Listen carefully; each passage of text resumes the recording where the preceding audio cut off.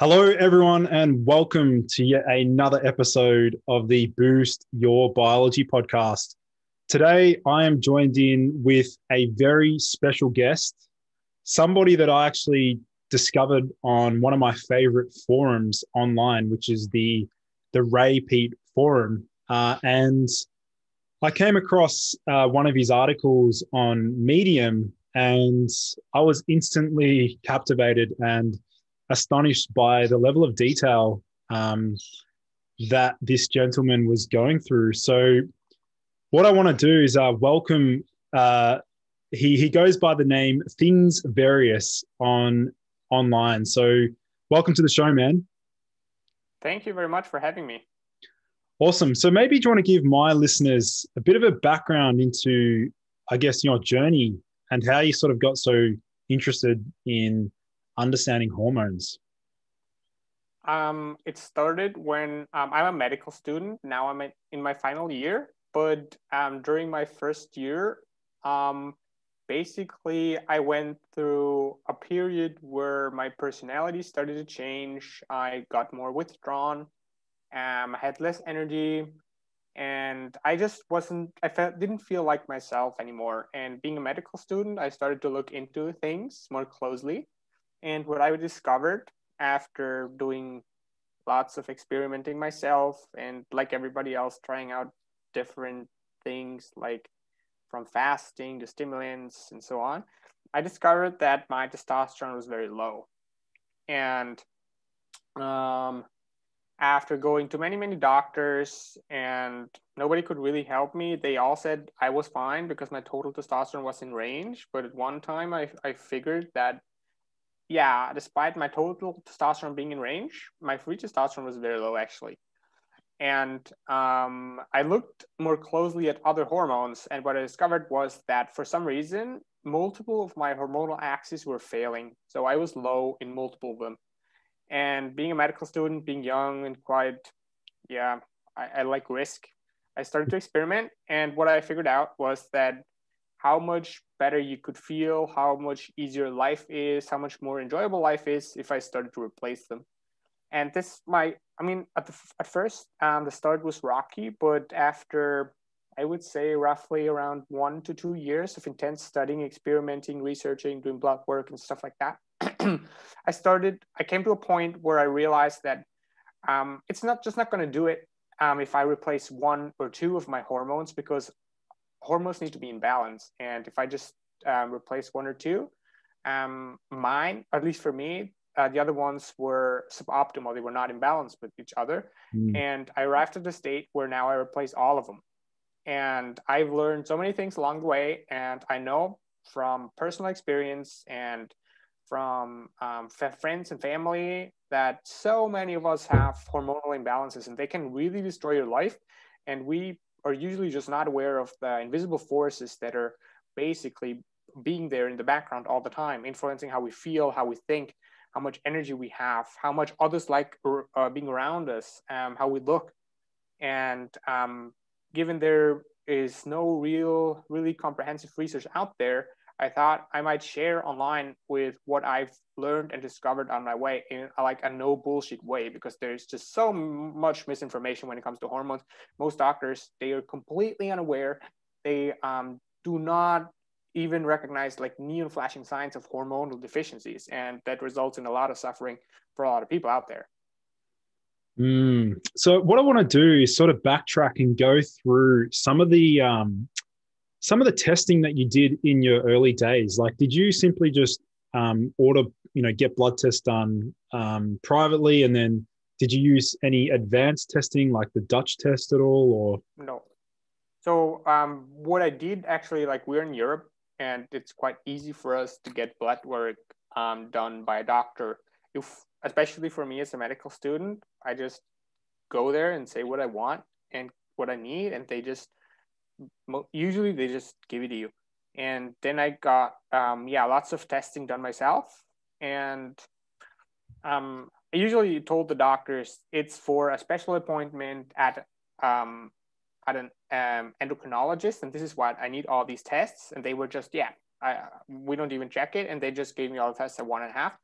And It's very hard to test for hormones though. So blood work is usually not enough. You really also need to check for signs and symptoms, and also tests like saliva tests and stuff like that. They're all worthless. So the only way I think it is reasonable to do, other than urinary cortisol tests, is to go via blood work. But you need to look especially at the free level of hormones, because for me, for example, my testosterone was in range in my early days.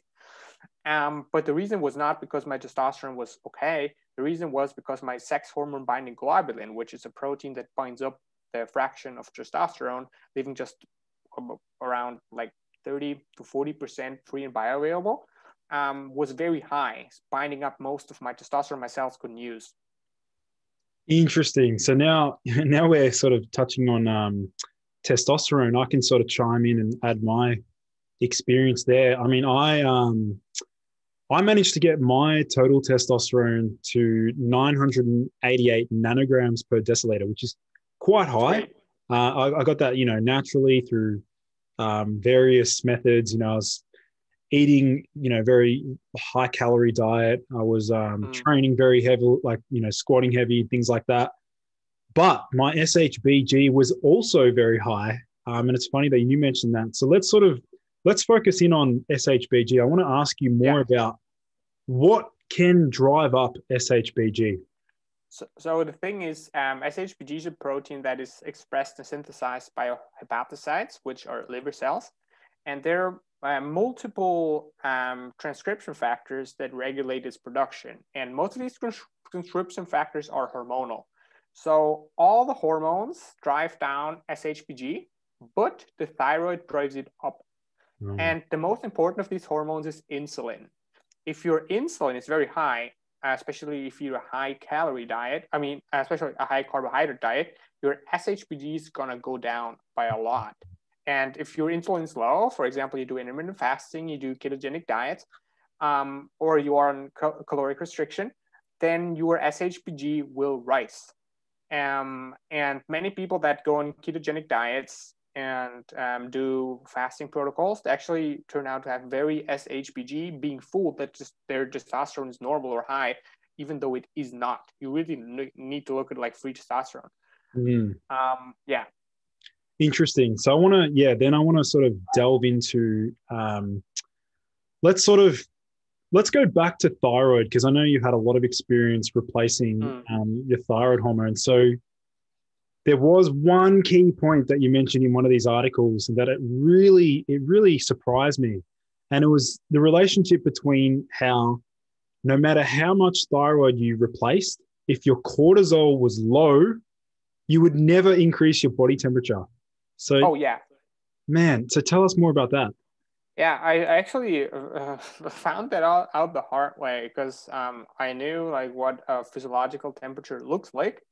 And even online, there are tons and tons of people in different communities that track their thyroid status via our vital signs, which is blood pressure, temperature, and our pulse. But what many of these find empirically is that no matter how much thyroid they take, the body temperature does rise slightly, but it doesn't go up if cortisol is low. For one, cortisol, all the hormones, they act on nuclear receptors, which means they directly affect gene expression. And there are sometimes genes that need in their promoter region, which means determining how much a certain gene is expressed, a combination of different transcription factors. And if one of them is lacking, this is going to be the missing link or the limiting factor. And for example, like with probably many genes associated with body temperature, like ion channels and stuff like that, you need both of the hormones in adequate levels. And it's getting much more complex than this, but cortisol basically elevates our basal metabolic rate partially by upregulating our sympathetic drive, our sympathetic nervous system, which means our adrenergic tone.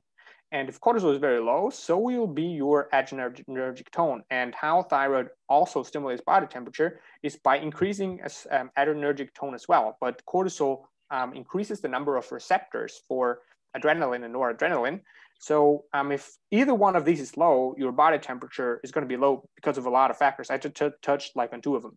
They're not even fully elucidated, but empirically, you can try. I mean, I tried going up higher in thyroid. I tried to titrate up the dosage.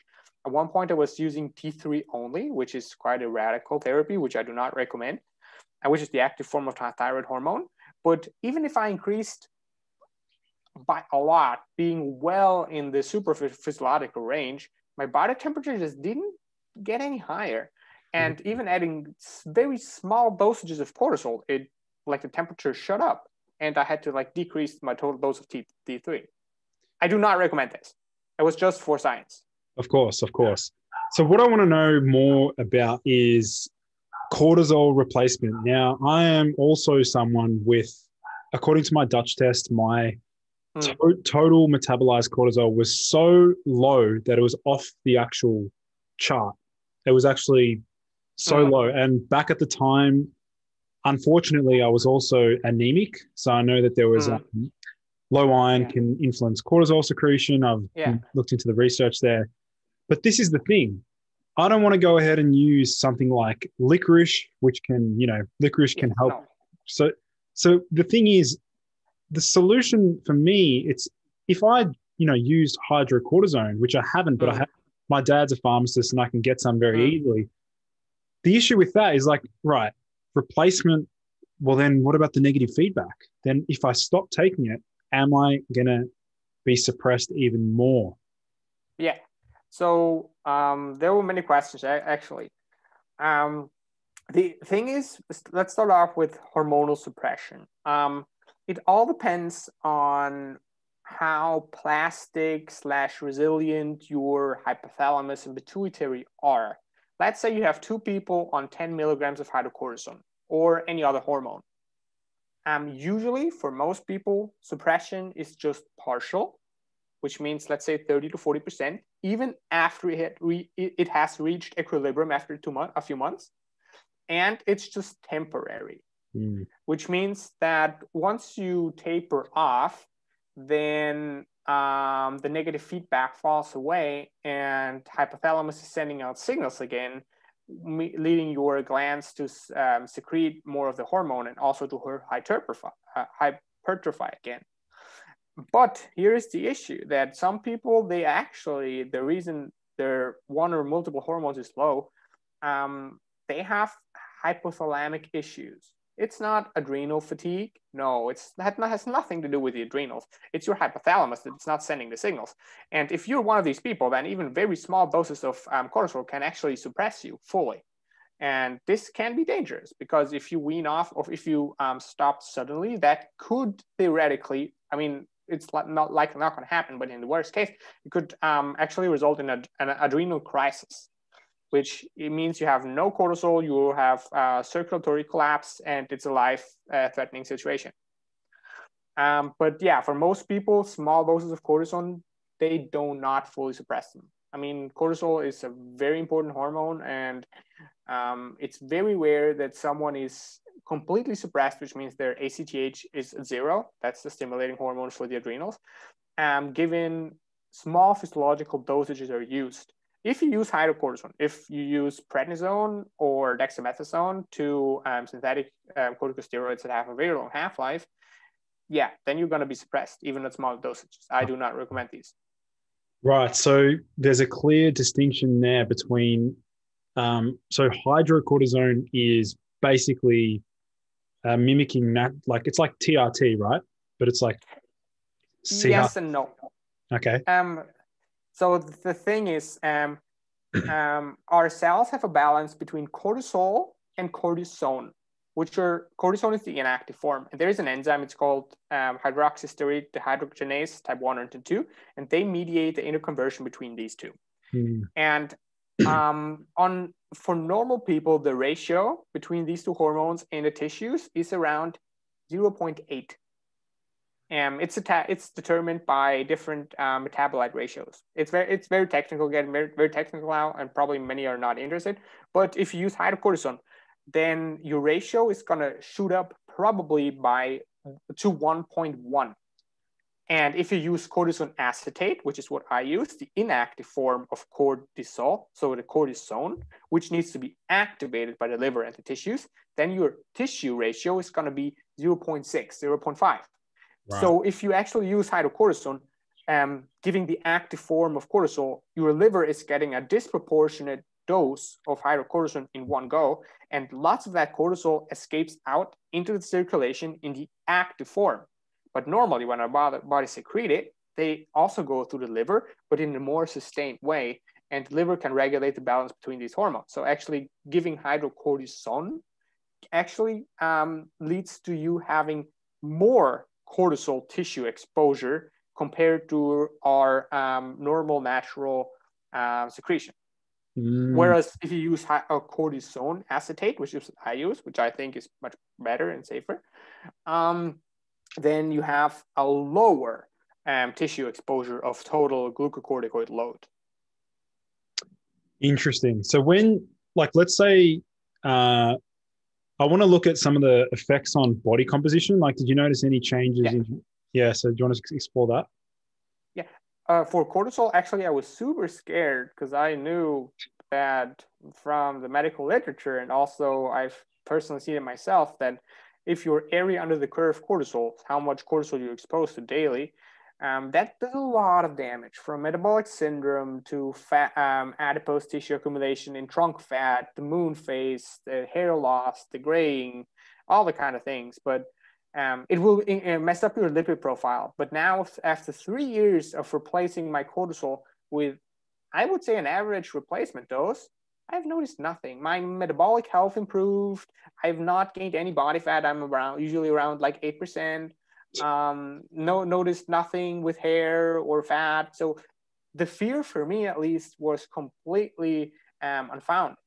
But I also have to admit that I do replace the anabolic hormones and other hormones, thyroid and growth hormone, and they require higher cortisol needs because metabolism increases, and depending on how fast your metabolism is, your cortisol needs go up. But if someone would replace cortisol in isolation and not at least have adequate amounts of anabolic hormones, then the cortisol is going to be much more powerful because it's first unopposed, and second, you don't have the metabolic rate that needs a higher cortisol. So you cannot say, give a blanket statement that everybody needs, for example, the dose I need. Interesting. Man, super interesting stuff. Well, what I want to do is, maybe for my listeners, you want to give them a bit of a snapshot of the differences in what you felt from a very low cortisol state to a very high cortisol state. Actually, I don't have a high cortisol state because I do measure my ACTH, which is the signal sent by my hypothalamus to my adrenals, and it's well in range. And also, I did a free urinary cortisol test on cortisol replacement, even though I thought because of the spillover, it's going to be falsely elevated. No, it was not. It was completely normal for some reason. It's very unexplainable to me. But cortisol for me was the hormone that made by far the biggest improvement. While I didn't notice much from TRT, even going from level of testosterone half the normal reference range in the free testosterone, which is like a castrate level basically, to being at the very top of the reference range, changes were meh. Like, I mean, I did notice improvements in energy, muscle composition, a little bit. Also with thyroid, my baseline energy, it was elevated quite a bit, but it was not like an in-your-face change. Changes were occurring over a few months.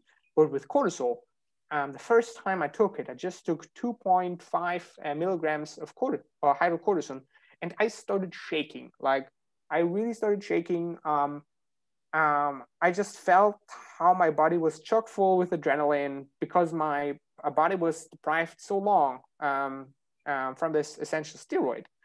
And for the first time in years, I have had like a really clear head without taking a cold shower, without doing some exercise, without drinking some coffee. And I just have seen the potential, how life-changing that could be. But I'm a very sciencey guy, and I was very well aware how dangerous replacing cortisol is. And Mm. it took me actually a very long time and a lot of thinking and feeling bad and going through the literature and looking at different other people online that share their journeys and experimenting myself and just waiting for these 2 years. Now that I can say I'm very comfortable in what I'm doing is both good for my health and especially good for my well-being and day-to-day functioning. Interesting.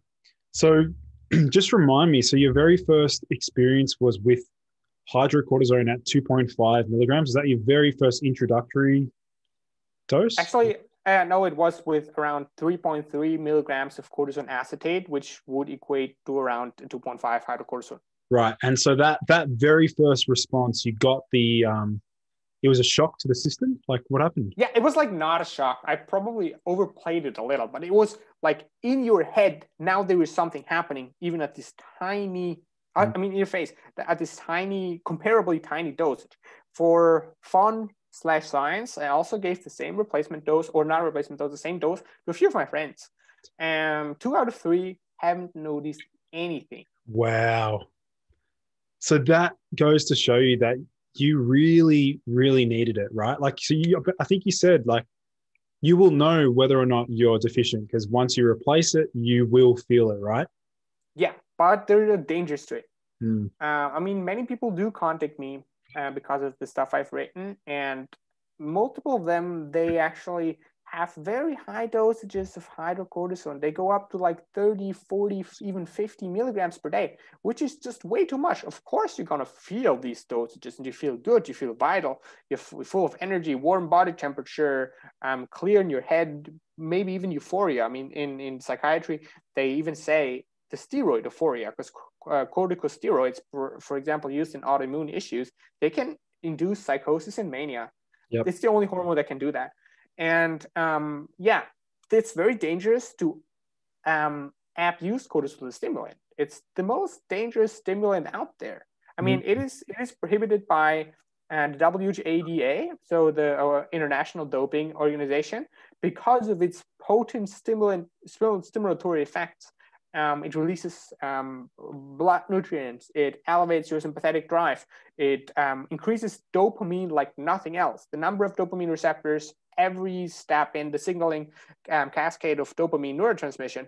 And this is dangerous because you might feel very good on 5 milligrams more hydrocortisone or cortisone acetate per day, but you're gonna make a long-term trade-off with your future health and longevity. So, I mean, I'm not saying that this trade-off is necessarily bad, because let's say, for example, you do this for half a year, and then this time now, or you're opening up a company, you're writing a book, you're doing whatever will further your life situation in beneficial ways, and you're gonna benefit from that years down the line. But I'm saying that from a health perspective, if your area under the curve cortisol remains too high for too long, yes, you're going to run into problems. Yeah, look, this is it's just so fascinating because now I'm gluing together a lot of the things that I've used in the past. For example, one of my articles, it actually went viral where I was talking about ashwagandha, how it can induce. I don't know if you've seen it, where it can induce anhedonia because it's so potently lowering cortisol.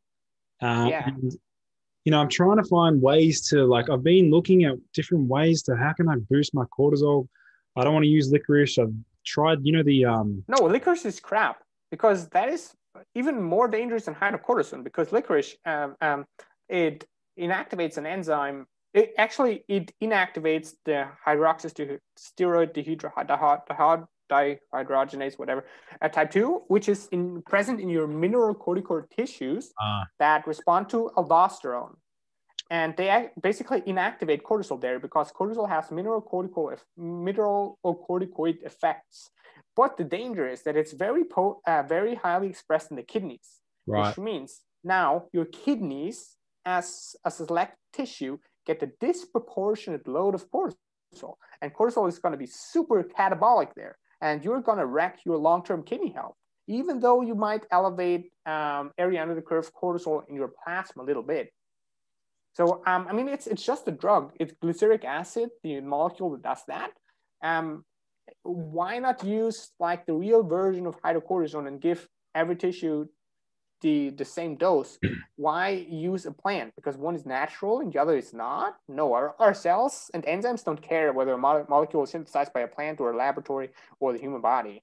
Right. I want to transition over into the fludrocortisone because I also, whether or not it's a genetic thing, my dad, my grandmother, they love salt, and I'm the exact same. In fact, there are times when I need the salt, otherwise I'm gonna, like, my blood pressure. I saw that at one stage your blood pressure was like 105 over what? Like, mine's lower, man. Like, mine is ridiculous. Really? Yeah, it's very, very low. How do you feel? I mean, some people do compensate and feel quite well, but I certainly didn't. I experienced the muscle weakness, and that's the worst symptom, is because, like, if my blood pressure's crashed and I'm not retaining the sodium, I'm not getting the muscle pumps, and I feel weak and dizzy. And I shouldn't be getting weak and dizzy when I train, like, you know what I mean? So, So, in my opinion, fludrocortisone is very underused. I mean, it's not ideal per se because many tissues have mineralocorticoid receptors, for example, the heart and others. And if you use it in high dosages, there's going to be some remodeling. This is why some endocrinologists are scared of. But if I use, for example, 0.1 milligrams per day, which is a normal aldosterone secretion, but despite not being ideal per se, it allows me to reduce my cortisol dose. And now, what do we want? Do we want the pest or the plague or the cholera? I choose the cholera. I mean, I'm lowering my cortisol dose at the same time going higher in fludrocortisone is certainly healthier than increasing my cortisol dose without the fludrocortisone. Have you looked into anything that can block or antagonize aldosterone? Like, are there any other, like, can thyroid impact aldosterone or anything? Do you want to increase aldosterone or decrease? What is your goal? I want to increase because that's going to help with the sodium retention. You're gonna eat a lot of potassium. That's just it's so confusing. Because the physiological role of aldosterone is not really the salt retention. It's much more the potassium secretion, because evolutionarily, we ate a lot of stuff that contained lots of potassium, all this plant stuff. I mean, we also ate a lot of animals, but we did eat some very low-calorie plants, and they had contained a lot of potassium. And the primary stimulus for aldosterone secretion, it's twofold. For one, it's angiotensin 2, which is a hormone elevating your blood pressure from the kidneys. And the other thing that directly affects the cells synthesizing aldosterone is an increased plasma potassium. Interesting. And the cortisol now, the aldosterone now, leads to the expression of potassium secretion channels in certain cells in the kidneys, and at the same time to sodium retaining channels. I don't want to get too much into science, but yeah. Yeah, that's cool. That's cool. I want to go back to more like the everyday person. I want to look at this topic here. Let's talk about how cortisol can influence your emotional depth and how it can. Yeah, let's look at that. All right. So let's say you fall in love, and now you don't have any hunger, you can't sleep, you're quite euphoric all day. Well, that's cortisol. I mean, there's quite a lot of scientific data out there that the HPA in the first time of passionate love, in this first period, it's going into overdrive. Like, your cortisol secretion is actually almost doubled. It makes evolutionarily sense because now you have found this mate. You need to bond. You're going to stay with him, her for life. And you better have all the energy available to keep her and to get after her. And in this state, cortisol is very high. You are quite emotional. You are very prone to just crying whenever you listen to soppy music or watch a romantic movie. And Yeah, there is also like the cortisol really regulates all the monoamines, which is dopamine, noradrenaline, and serotonin, and they have quite a lot to do with your emotionality at overall. And if these are low, you're gonna suffer from anhedonia. For example, if you're very low in T3, in active thyroid hormone or cortisol, your baseline state of your monoamines will be very low as well, and the intensity for your emotions will be very low, and also basically the propensity for your brain to generate them in the first place. And for me, I was quite anhedonic, especially socially anhedonic, as multiple reasons. But cortisol elevated my emotionality like nothing else, even to the point when I first started out, probably my dopaminergic neurotransmission went into overdrive. I was super emotional. I mean, it can even bother other people if they're just not used to emotional you, and now you're this, super intense emotional guy because you change neurobiochemical parameters. But for me, it just showed me that cortisol is necessary for adequate emotionality. And think about why do you think that people during puberty, they're just basically emotional roller coasters going up and going down? Well, it's the cortisol and it's also the sex hormones that are just, they're all over the place, and usually they're very high. And also, once people stabilize and once people become more rational and more stoic as they get older, well, I mean, of course, they're getting wiser, but it's also, and I would even say more, that your hormones drop, especially the cortisol, the thyroid hormone, the sex hormones. And now you're much less emotional. But in terms of emotionality, I would say cortisol is probably the most important of the hormones, even though it's one nobody ever looks at. Unbelievable. Just crazy. So, geez. So how do you define, because I know the anhedonia, I want to explore more on that, because for me, I mean, I've definitely experienced more the, have you looked into PSSD at all, like post-SSRI sexual dysfunction? I haven't looked into it much, but I'm aware of what it is and how it's mediated. Yeah, because I'm still convinced that there's a cortisol aspect to that. Like, I think there's that emotional depth that completely dissipates in those that go on. Because like, have you looked into like how serotonin influences cortisol? Yeah. I probably have to disagree with you. I would say it's the other way around. So the reason, in my opinion, why hormones influence emotionality is because mainly because they regulate monoamines. They do act directly on certain brain centers, like your cingulate cortices, your amygdala, various parts in the brainstem, hypothalamus. But the main way they do is via monoamines. And if you use SSRIs, you basically bypass the hormones. You directly influence the monoamines. And let's say for erectile dysfunction or libido issues, it all depends on a very complex interplay between serotonin and dopamine. It doesn't matter how you change the two, whether you use drugs like amphetamines, lalegine, or SSRIs to increase, or pramipexole, a direct dopamine agonist, or use the hormones. They all converge basically on the balance between these neurotransmitters. And with the SSRIs, the serotonergic tone is very important for libido. If it's too high, especially the amplitude, your libido is going to be very low. By amplitude, I mean, let's say you have something that increases serotonin, like your estradiol, which increases serotonin a lot. But now estradiol increases serotonin expression. And so if you look at the levels of serotonin in the synaptic cleft, there is going to be a lot of amplitude there. The release induced by estradiol is much higher compared to no estradiol. So we have a lot of amplitude. But if you use SSRIs, they keep the serotonin in the cleft, which means the amplitude with serotonin release is lower. So there is like a very little fluctuating level of serotonin there. And that has a lot to do with how libido is regulated. And this is the main reason why, because there's no amplitude anymore, why SSRIs decrease libido. Fascinating. So yeah, the exact same mechanism would be, let's say you use modafinil or something that blocks the reuptake of dopamine. So now if we block the reuptake, there is not much amplitude in the synaptic cleft.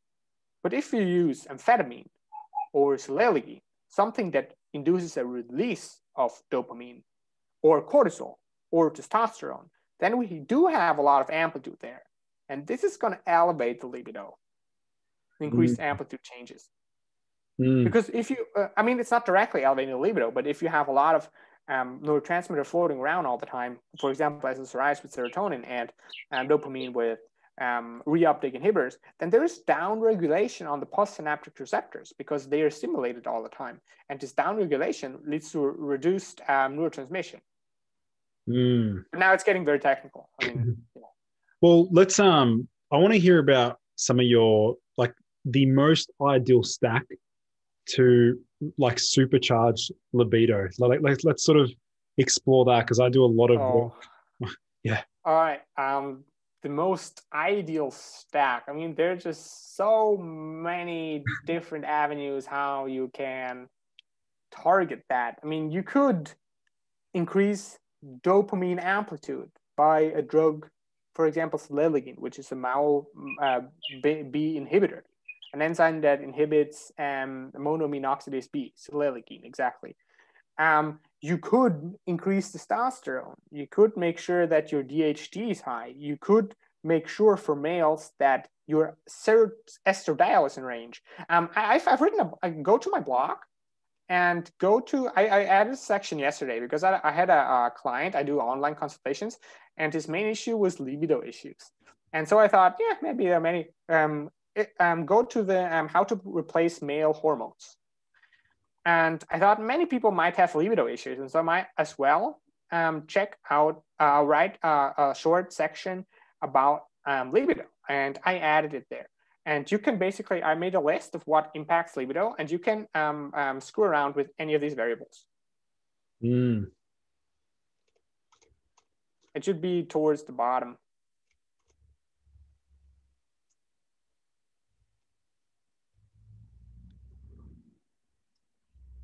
So true. I'm sure you've seen when guys crush their estradiol. Yeah. Zero libido, yeah? Zero libido. Oh, estradiol is probably the sensitive most guys are most sensitive to. So if your estradiol is very high, zero libido. If it's very low, zero libido. There's one thing I've heard about is SARMs. Now, RAD 140. It's yeah. I've heard that can crush SHBG. Now I'm thinking maybe in my situation too risky. I think actually I would stay the hell away from SARMs because you don't know what you're getting. You don't know if it's an anabolic steroid, just Dianabol or something else, just disguised as a SARM. You have no way to check unless you have access to laboratory university equipment. But but everything that increases androgen signaling in the liver, that's going to crush your SHBG. And if you do oral SARMs, then yeah, of course, you're going to crush your SHBG. Right. There's libido. There's a list of things that increase it. And I said the two most important neurotransmitters are dopamine and serotonin signaling.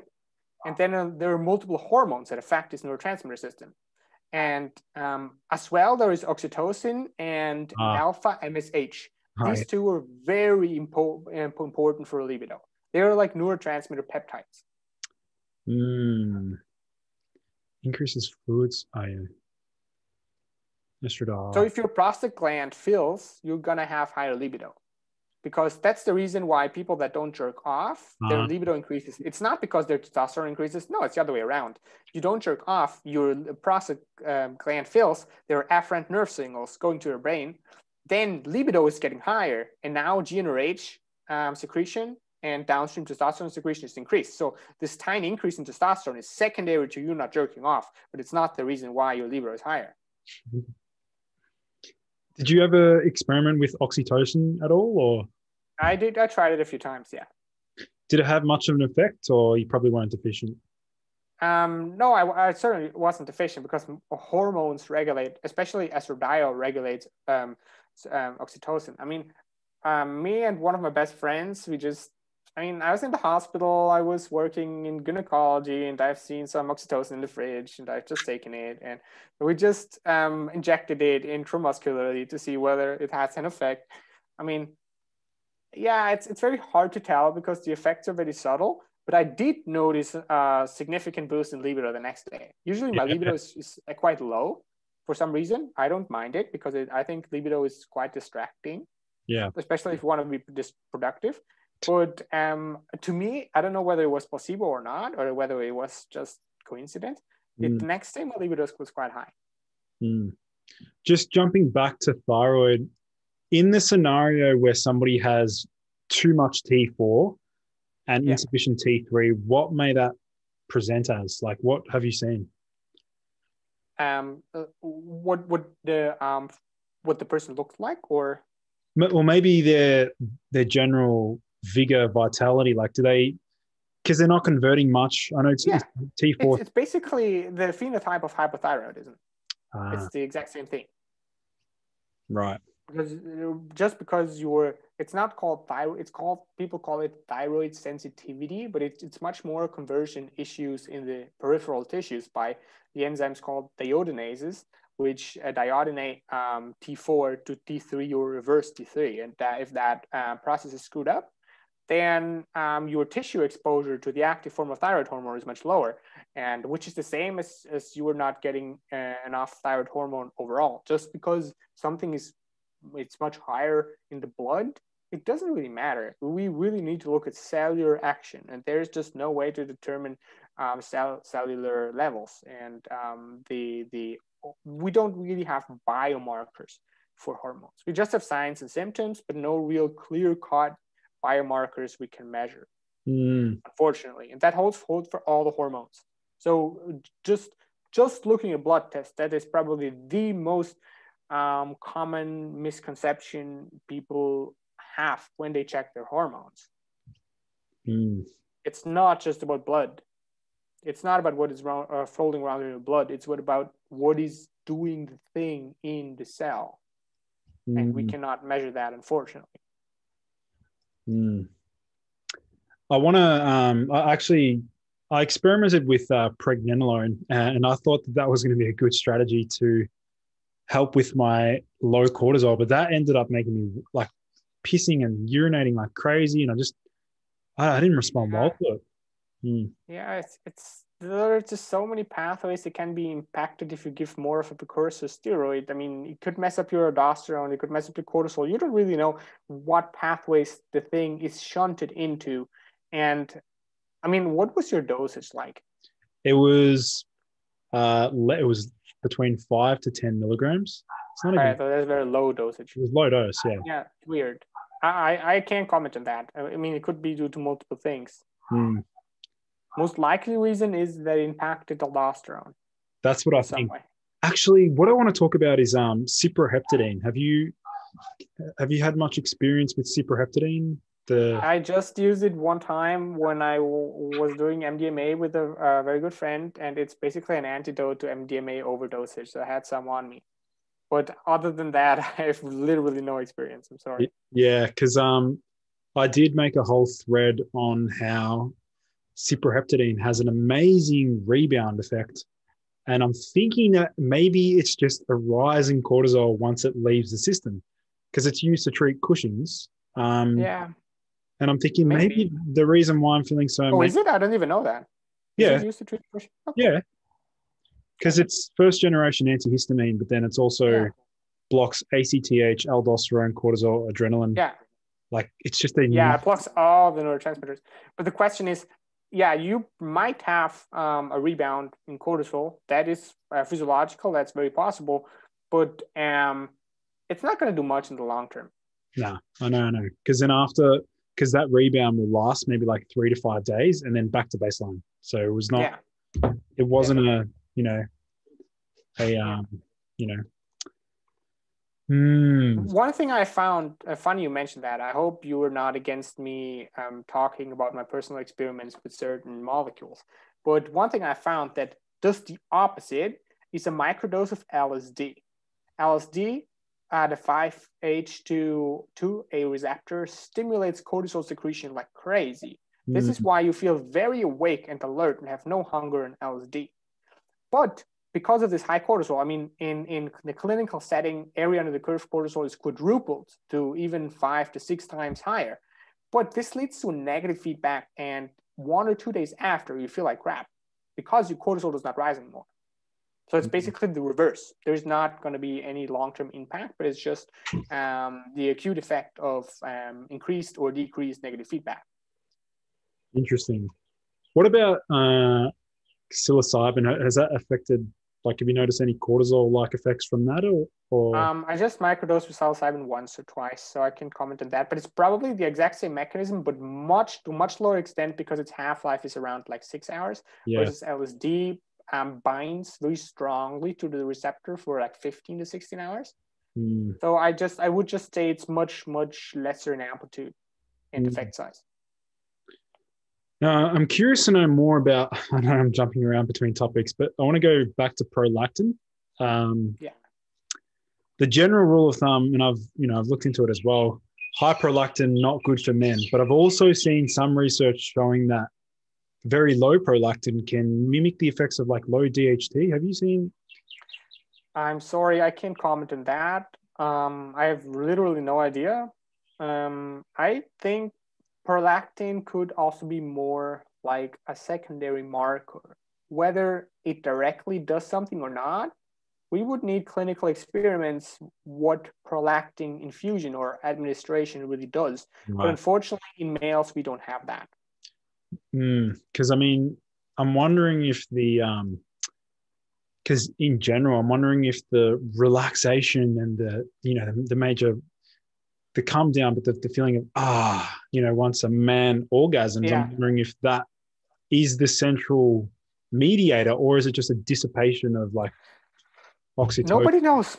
Some people say it's oxytocin, some say it's prolactin, some say it's just because your dopamine and or adrenaline decrease, some say it's a rise in serotonin. It's probably a combination of all these things. Yeah.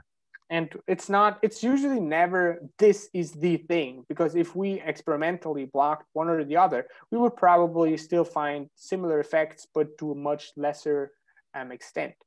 It's usually really an interplay of multiple things. I mean, everything in our body, and especially in our brain, is highly redundant. There are some things that are essential, but other than that, there are usually multiple feedback loops that do, or multiple ways that do the exact same thing at the exact same time. It's very robust. If you take out one of these, the whole system is still going to work somewhat. The feedback gain is not 100%, but robustness is one reason why we vertebrates, we complex multicellular animals are so hard to kill. Like an adult vertebrate, unless you take out a vital function, it's very hard to take down. I mean, pharmacologically, we can block so much. We can block the most important immune mediators, and your whole immune system is there's just a slight change in equilibria. The exact same is with hormones. You can live with 20 times the amount of testosterone in your body for years, or with no testosterone, your body is still going to function. And the same is with like, what is the reason why you're tired after sex? Or after orgasm. I think it might, or it's probably due to a multitude of things. And whether prolactin has any effect, I don't know. I would say, I actually think no, because prolactin activates a state receptor. It's like a very complex, ancient type of receptor that changes gene expression. And for gene expression to occur, we need like half an hour-ish to a few hours. And the tiredness and fatigue is occurring right after we orgasm. It's probably related to the monoamine transmitters, like histamine, especially a drop in histamine, a drop in noradrenaline, a drop in dopamine, and a rise in serotonin. Fascinating. I think. I'm just making an educated guess here. Yeah. Now I'm bridging all the knowledge that I have, and that's making the connections there. I want to discuss a little bit about diet. So I want to know more about, let's talk about some of the dietary interventions? What works well for you? In terms of libido or general health, But or what do you general mean? energy. Let's talk about energy. Yeah, I'm a very, uh, actually, I would say I'm a very bad example to talk about. I mean, I found what works for me, but as I keep all my hormones constant, it's very hard for me to say whether my diet would naturally, when my hormones would respond and fluctuate depending on what I eat and how I eat, whether that would make me feel better or worse. I don't know. So my diet is usually a paleo type of diet. I've written an article about it. A diet everyone does well on. It's called, and those are basically the things I adhere to. Yeah, it's the last article in that list. Interesting. Let's talk about. I want to just talk about what are some of the biggest mistakes you've seen guys make when it comes to hormone like replacement therapy? What are some of the silly mistakes you've seen? So about diet or hormones now? Hormones. But yeah, hormones. What are some of the dumbest things I've seen? Like, do they think more is better, or like? Yeah, that's usually the case. Most people think more is better. Or one of the most common misconceptions, I wouldn't say it's a dumb thing to do because it's a very human thing to do. Most people, when they replace a hormone, let's say testosterone or thyroid or cortisol, and their symptoms do not fully improve, they increase the dosage of this hormone and they think, I'm feeling better now. Symptoms are going down. It must be this hormone that is causing my symptoms. And then they go up into these super physiological crazy doses. But that is the problem.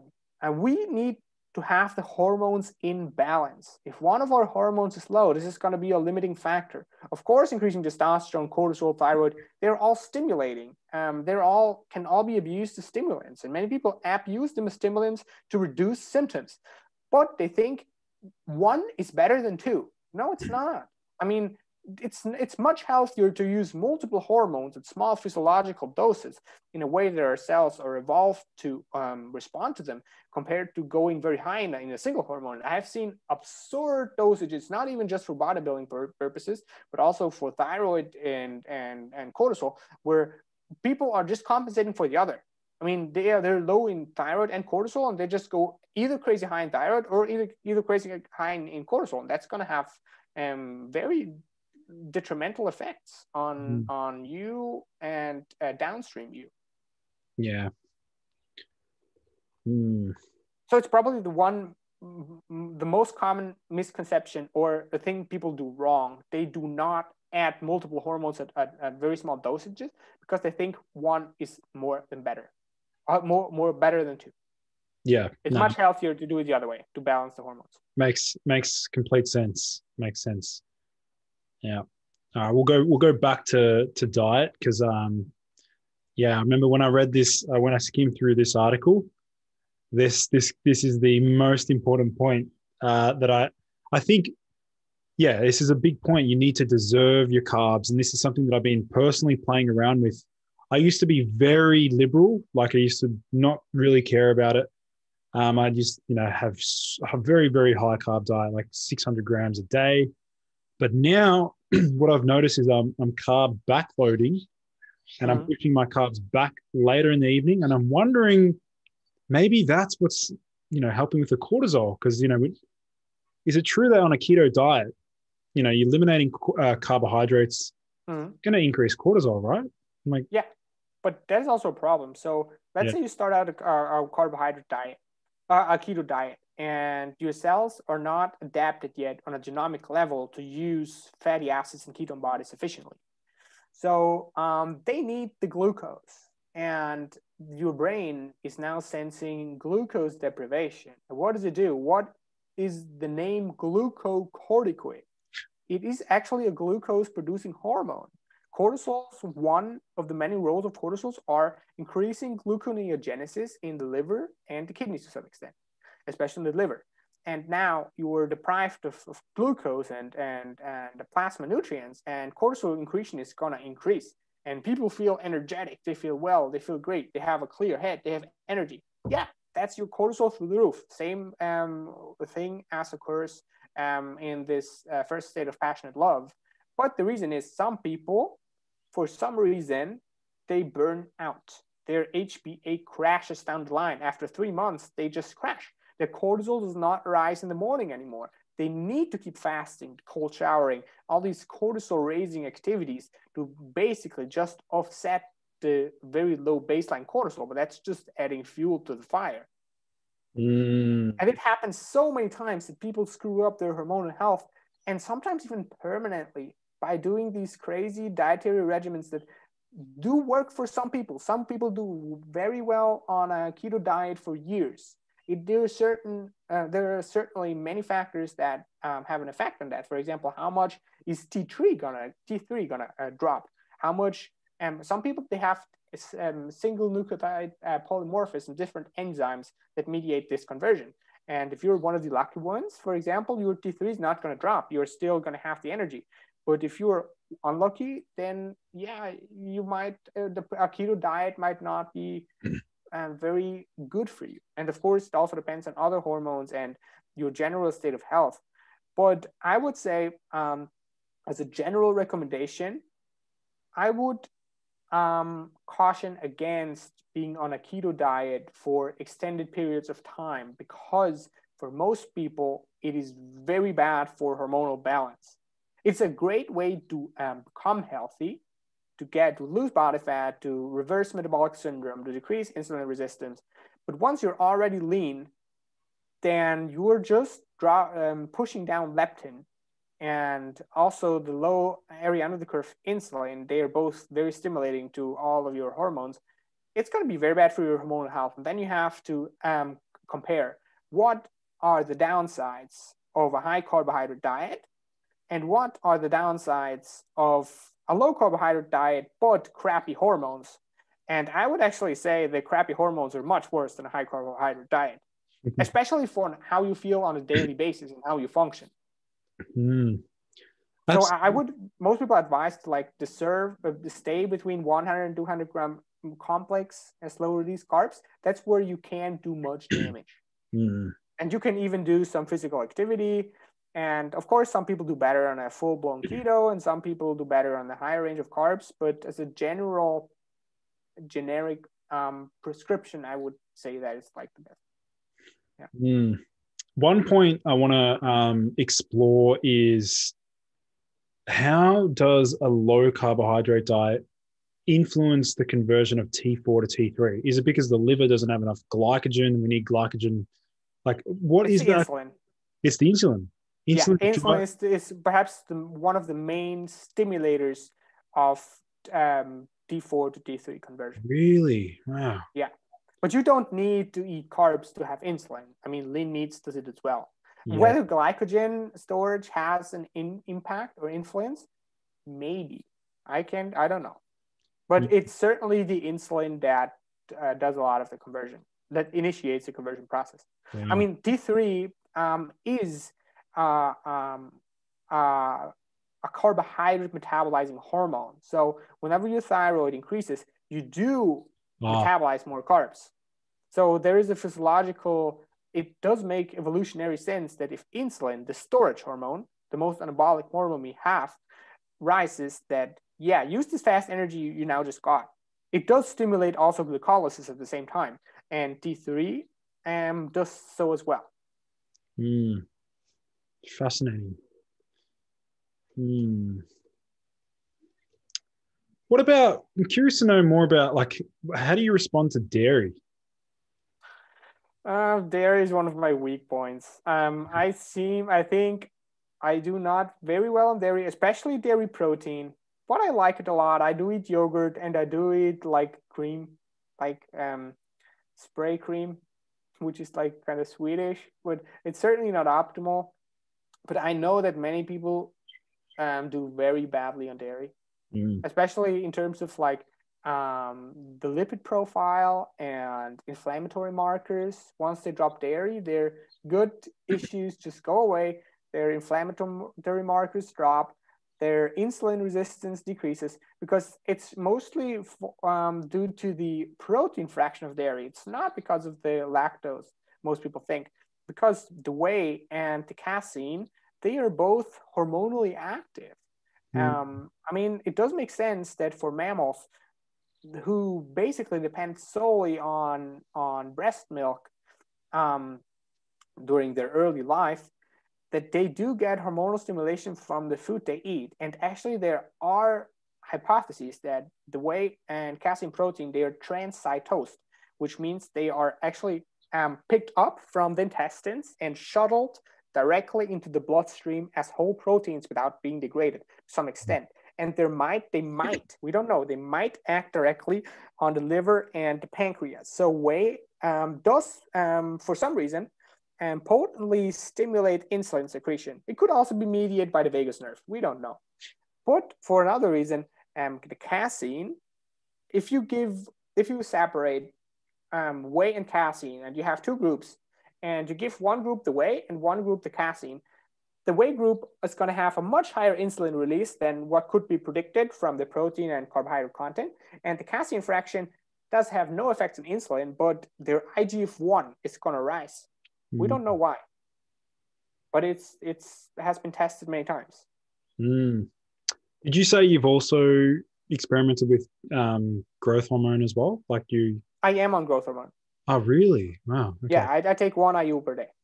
Like at night or? No, yeah, most people advise at night, but I find my sleep is much better, paradoxically, if I take it in the morning. Crazy. It's the complete opposite of what you've I know. I mean, I know many people actually. How do you track your sleep though?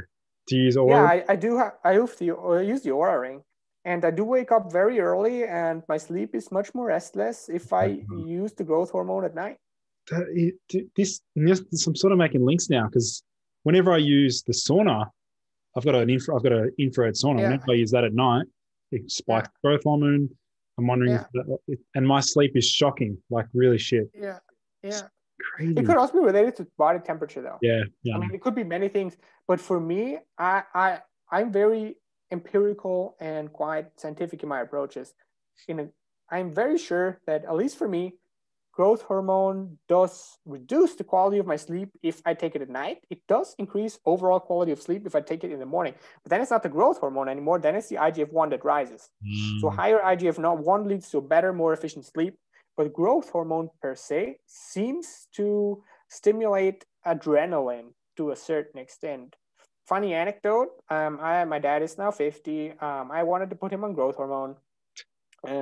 I gave him some, and I said, yeah, just inject the tiniest dose at night. I did it for 2 days.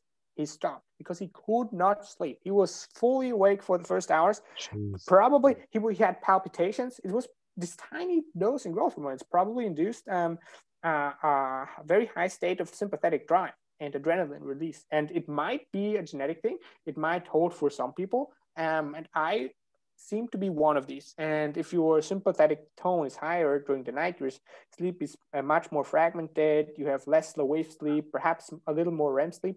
And for me, it seems to be the case. So why growth hormone despite being so young? Like, is it, you still think it's necessary? No. I mean, yes and no. I think it's best to keep IGF-1 between 200 and 300.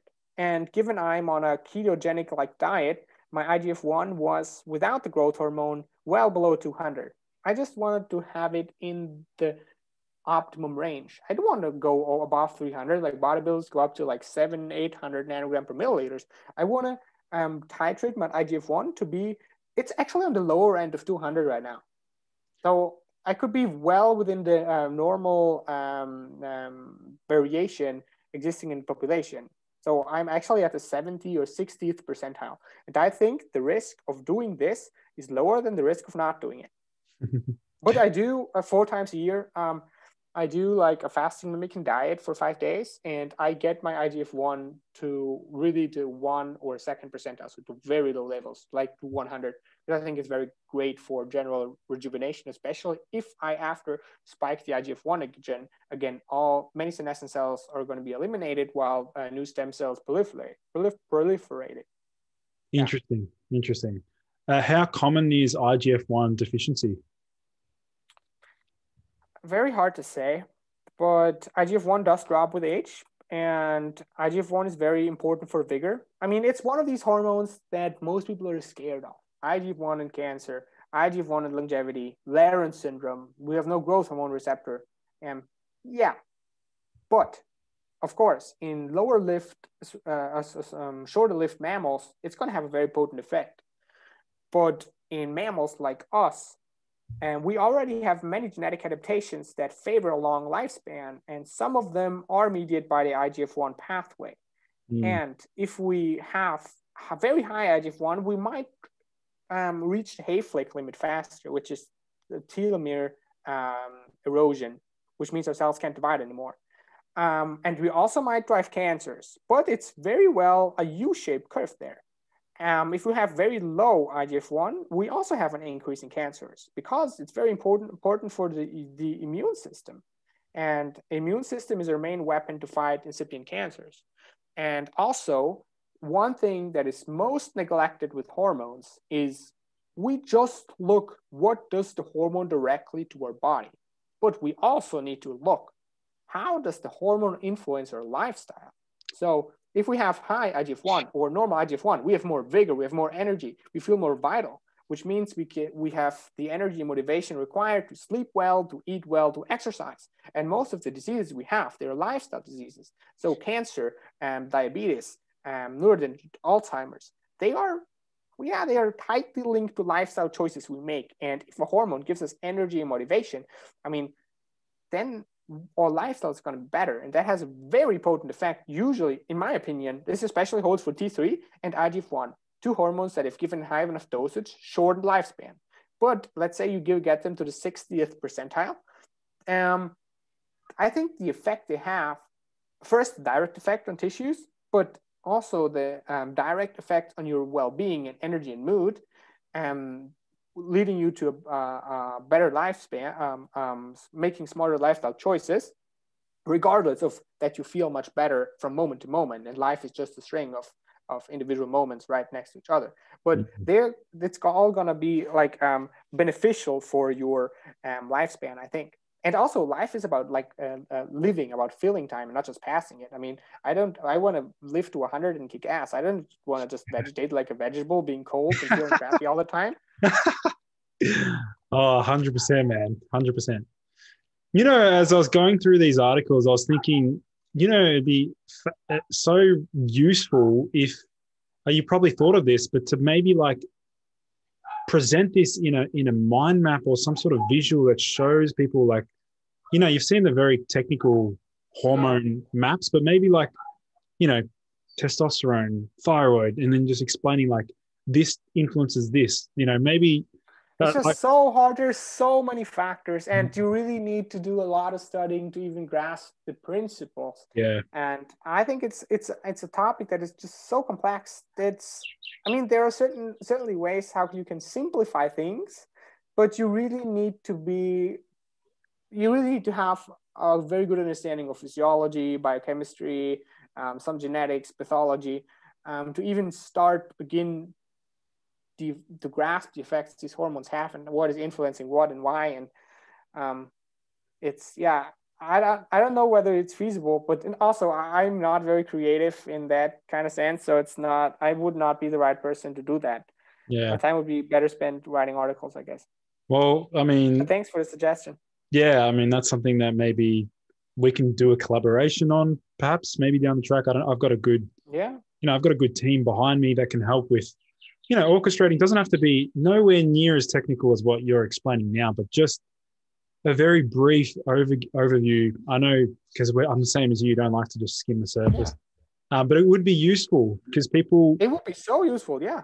I mean, if you have any ideas how that can be approached in real life, hit me up. I'm very open to that. Yeah, it'd be a good way to. Well, I don't know if you have plans on. Expanding upon this, like what are what are your future endeavors? Like, what does that look like? So at first, I just wanted to actually share my story. It's called How Hormones Destroyed and Saved My Life. I published it on Medium. And some people actually hit me up and they asked, like, what do I take and how do I take it? And then I started to lay out my protocol, actually on a Reddit post. It was just a Reddit post. And the response was super great and super interesting. And I thought, like, yeah, maybe I can do a follow-up article, how I replace my hormones. And it was like a 2-minute read or a 3-minute read here on Medium. And then I started to add more stuff. And then it got to like a 20-minute read. And then one day people were hitting me up on they was just contacting me how to replace the individual hormones and common pitfalls they have and stuff like that. And then I started, on a single day, I wrote like very, very short guides how to replace the hormones. So for all the 5 hormones, I wrote like a 5-minute read thing. And then it started to expand, and it has been this project now for like the last month. And as I've been reviewing my old notes, which I've taken in my notebook, I found like many interesting nuggets. I thought they cannot be found in a very comprehensive and non-technical way somewhere on the internet. And so I started to write like ultimate guides on how to replace these hormones. For the only guide I don't go in depth in the practical part is cortisol, because I think I don't want to be the guy that tells people how they should do it, because it can be dangerous. And before anyone does that, I would rather have a short conversation with them via Skype or email to really get to know the person, because I don't want to be responsible neither legally nor personally for any damage done. Of course, of course. Well, look, man, I'm very grateful you came on the show. And is this your first, like, is this your first podcast or? That's my third podcast. Okay. Actually, yeah, but the other was just a super random podcast from a guy from Germany. Has like, I don't know how big your podcast is. I'm honest, I've not checked it out. But the other was like quite small, like 500 to 1,000 views. Yeah, no, this will get a lot more publicity, and I think you 100% deserve it, and that's why I brought you on the show, because like the stuff you're doing, man, it's gonna change people's lives. You've seen it change your own life. You know, it's really impactful stuff, and it's stuff that no one's talking about. So thanks for coming on the show, man. I'm gonna Thanks for having me. I'm gonna stop recording now.